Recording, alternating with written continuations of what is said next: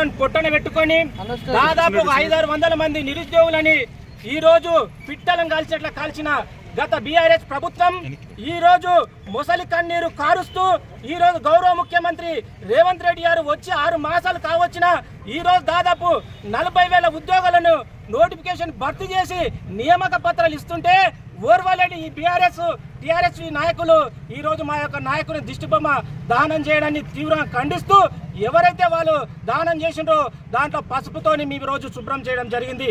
ఖబర్దార్ టీఆర్ఎస్వి నాయకున్నారా, 7.5 ఏళ్ళు ఇదే ఆర్ట్స్ కాలేజ్ గడ్డ మీద అనేక పోరాటాలు చేస్తుంటే కేసీఆర్ సంఖ్య నాకిన మీరు ఏ రోజు ఇట్లా మాట్లాడిన వాళ్ళు ఈ రోజు మేము ఈ ప్రజాపాలనలో 6 మాసాల్లోనే దాదాపు 40,000 ఉద్యోగాలను ఈ రోజు పట్టాలు ఇస్తుంటే ఓర్చుకోలేని ఈ దౌర్భాగ్య స్థితిని ఖచ్చితంగా నిరుద్యోగులు ఆలోచన చేయలే.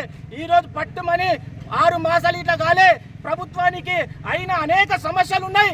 ఈరోజు కోట్ల అప్పులు ఉన్నాయి. ఇట్లా ఈరోజు నిరుద్యోగుల పక్షాన్ని నిలబడదాం, నిరుద్యోగులకు భరోసానిద్దామని గౌరవ ముఖ్యమంత్రి రేవంత్ రెడ్డి గారు ఒక గొప్ప నిర్ణయాలు తీసుకుంటే గ్రూప్ 1 కావచ్చు, గ్రూప్ 1 2 సార్లు 3 సార్లు ఈ రోజు అమ్ముడుపోయిన ఆ యొక్క ప్రభుత్వంలో ఈ రోజు ఒక నిష్ఠతో గొప్ప కార్యంతో గ్రూప్ 1 సిద్ధం చేసిండ్రు. దానితో పాటు డిఎస్సి అని 5,000 డిఎస్సిని ఈ రోజు దాదాపు 12,000 పోస్టులను పెంచి నిరుద్యోగుల పక్షాన్ని నిలబడుతున్న ఈ ప్రభుత్వాన్ని బుడిజల్లే ప్రయత్నం చేస్తున్నారు. కాబట్టి నిరుద్యోగులారా, ఈ రాష్ట్రంలో ఉన్నటువంటి 40 లక్షల నిరుద్యోగులారా, ఈ యొక్క కాంగ్రెస్ ప్రభుత్వం మీ యొక్క అండతోని ప్రభుత్వంలోకి వచ్చింది కాబట్టి మిమ్మల్ని ఎప్పుడు విశ్వసించదు. ఈ యొక్క కళ్ళబొల్లి మాటలకు ఎప్పుడు ఇట్లా మీరు విశ్వసించొద్దు.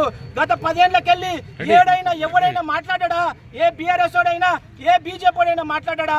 ఈ రోజు ప్రజల పక్షాన, ఈ రోజు నిరుద్యోగుల పక్షాన రేవంత్ రెడ్డి గారు నిర్ణయాలు తీసుకుంటారు. కాబట్టి మీరందరూ నిశ్చింతంగా చదువుకోండి. ఈ రోజు భవిష్యత్తులో గొప్పగా తెలంగాణను పునర్నిర్మించుకుందాం. ఈ రోజు ఈ పాటుపడ్డ తెలంగాణని ఒకవైపు అభివృద్ధి వైపులో తీసుకుపోతున్న గౌరవ ముఖ్యమంత్రికి మీరందరూ సపోర్ట్ గా ఉండాలని రేవంత్ అన్న గారి నాయకత్వం